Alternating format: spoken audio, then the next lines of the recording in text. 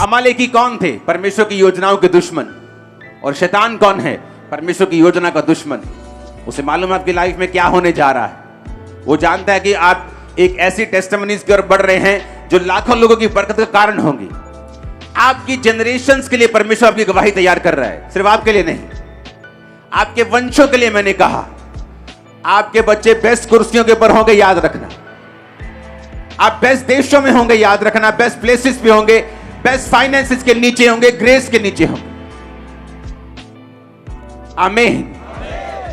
लेकिन आपको मालूम होना चाहिए कि वो सारी चीजें जो परमेश्वर ने आपकी लाइफ में देने के लिए बोली हैं, वो प्रेयर से हासिल होंगी।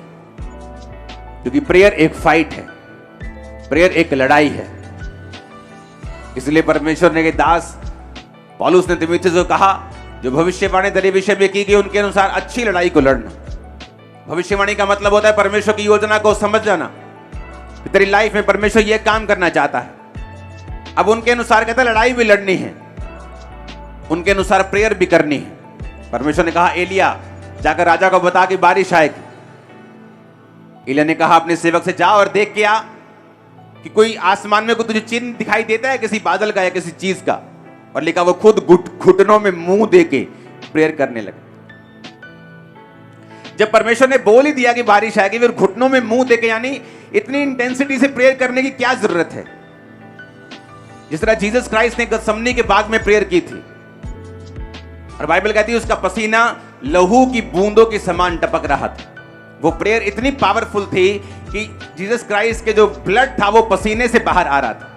वो इतनी इंटेंसिटी वाली प्रेयर थी। अगर चढ़ना ही है क्रूस के ऊपर तो प्रेयर करने की क्या जरूरत है? अगर कल चढ़ना है क्रूस के ऊपर जीसस क्राइस्ट ने, तो आज प्रार्थना करने की क्या जरूरत है? आज रेस्ट की जाए, बॉडी तैयार की जाए, शरीर में थोड़ा आराम कर लिया जाए, क्योंकि कल बड़ा काम करना है। क्योंकि जीसस क्राइस्ट के कामों की तैयारी, आपकी लाइफ की डेस्टिनी की तैयारी शरीर में नहीं हो सकती, ये आत्मा का काम है। आमीन। और जीसस ने सारी रात प्रेयर की, और आप जीसस के फॉलोअर हैं कि नहीं? कभी नाइट प्रेयर की है? कभी रात को 2 बजे उठ के प्रेयर की है? आपके जादू और टोना करने वाले लोग, खुदावंद की डेस्टिनी से नफरत करने वाले लोग, आपको पीछे चाहने वाले लोग के पीछे आप आ जाएं, रात को 2 बजे उठ के आप पे जादू और टोना करते हैं, आप पे वचनों को रिलीज करते हैं, श्रापों को रिलीज करते हैं, और कलीसिया 9 बजे सोती है और 9 बजे उठती है। रात को 8 बजे सोकर सुबह 6 बजे उठते हैं। इमेजिन करो, शैतान ज्यादा अलर्ट है आपसे। और आपको यह मालूम होना चाहिए कि चाहे मिरेकल हो गया है, हीलिंग हो गई है, लेकिन आप एक बड़े मकसद के लिए बुलाए गए हैं, यह भी याद रखो। और वो मकसद पूरा नहीं होगा जब तक आप प्रेयर लाइफ को मजबूत नहीं करेंगे। मकसद पूरा नहीं होगा। मूसा का नहीं हुआ, जिसने खुदा को आमने सामने देखा, जिसने चेहरे से लाइट निकलती थी, लोग देख नहीं पाते थे। जो प्रभु के करीब था, लाठी हाथ में थी, लाठी सामने करता, समुद्र 2 भाग होता था। Anointed man of God prayer के बिना नहीं चल पाया। जीसस नहीं चल पाए।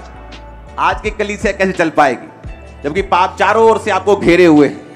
आपका फोन पाप का सबसे बड़ा एक कांटेक्ट पॉइंट है। अगर आप उसको वाइजली यूज नहीं करेंगे, आपका टीवी, आपका फोन, आपका इंटरनेट, आपका मोहल्ला, आप कैसे सरवाइव आप कर पाएंगे स्पिरिट में? कैसे उन चीजों को हासिल कर पाएंगे जो खुदा ने आपके लिए रखी हुई? अगर आप प्रेयर में कमजोर होंगे तो प्रेयर में कमजोर होंगे, शैतान अटैक करेगा, व्यभिचार हावी लगने लगेगा, चोरी की इच्छा हावी लगने लगेगी, डर हावी लगने लगेगा। प्रेयर करेंगे तो बने रहेंगे, बचे रहेंगे, लड़ते रहेंगे और जीतते रहेंगे। आमीन।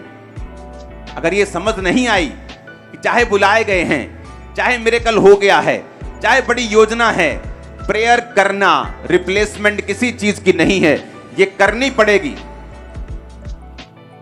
इजराइली लड़ रहे थे अन्य जाति राजा से, उसने अपने बड़े बड़े को कुर्बान कर दिया, इजराइली हारने लगे। शैतान ने अपनी कुर्बानी दी, इजराइली क्यों हारे? क्योंकि परमेश्वर इजराइलियों से गुस्सा हुआ। परमेश्वर ने कहा एक अन्य जाति बंदा कुर्बानी की वैल्यू को समझता है, बीज की वैल्यू को समझता है, तुम नहीं समझते। तुम्हें नाश करने वाले लोग जो तुम्हें नाश करना चाहते हैं, बड़ी बड़ी भेंटें लेके जाते हैं शैतान के पास कि ये इसका लहू चढ़ा दो, ये कुर्बान कर दो, ये हम देते हैं। और आप लोग, जब हमें मालूम नहीं बीज की वैल्यू क्या है, और बीज एक ऐसी चीज है जिसे प्रेयर भी रिप्लेस नहीं कर सकती। बाइबल कहती है दोष बलि, लेवी व्यवस्था 5 उसकी 14 आयत में लिखा, एक दोष बलि चढ़ाते थे इजरायली लोग। परमेश्वर ने कहा अगर तुमसे कोई भूल से पाप हो जाए तो दोष बलि चढ़ाना। लेकिन दोष बलि एक ऐसी बलि थी जिसके साथ सिर्फ बकरा अगर चढ़ा रहे हो, तो अगर बकरा वो 2000 रुपए का है तो वो याजक के पास लेके जाते थे कि मुझसे दोष हुआ है, मैं दोष बलि चढ़ाना चाहता हूं। तो याजक दाम निर्धारित करता कि ये बकरा 2500 का है, तो 2500 का है तो 20% एक्स्ट्रा जुर्माना लगेगा, 500 रुपया उसे जुर्माना पड़ता था साथ में, और बकरा भी चढ़ता था और 500 जुर्माना भी लगता था। 20% क्यों? ये टाइप से डबल था, 10% से डबल। आप जानते, बाइबल की गहरी स्टडी बताती है जब हम अपने बीजों को बोने में नाकामयाब होते हैं और अपना 10% नहीं देते, हम फालतू 20% फिजूल खर्ची करते हैं और शैतान हमारे बीजों पे अटैक करके हमारा 5वां प्रतिशत खराब करता है। अगर आप नोटिस करेंगे जिन महीनों में आपने टाइथ नहीं दे पाए, अगर आप नुकसान चेक करेंगे डबल होगा टाइथ। ये बिब्लिकल है, लेकिन पास्टर्स बताते नहीं, उन्हें लगता है कि लोग कुछ अलग ना सोचे। मैं बता सकता हूं कि मैं आपकी ऑफरिंग पे नहीं हूं, आपकी ऑफरिंग मैं नहीं लेता हूं। वो चर्च के पास जाती है और 100% परमेश्वर के कामों के लिए यूज होती है। मेरा अपना बिजनेस है जो मैं करता हूं प्रिंटिंग प्रेस का, उससे मेरी इनकम आती है। तो जब हमें स्पिरिचुअल रूल हम ब्रेक कर देते हैं तो लाइफ में हारने लगते हैं, फाइनेंस में हारने लगते हैं। परमेश्वर ने कहा जब तुम बर्न्ट ऑफरिंग होम बलि चढ़ाने के लिए आना तो उसकी गंदगी निकाल देना। कबूतर है तो उसका जो जहां उसका गोबर होता है, मल होता है, उसको थैली को निकाल के फेंक देना। बछड़ा चढ़ा रहे हो तो उसकी आंतड़ियों और पैरों को धोना, गोबर हटा देना, फिर चढ़ाना। कि जब तुम प्रेयर करने के लिए आओगे तो अपनी लाइफ से पहले पापों को, गुनाहों को दूर करना।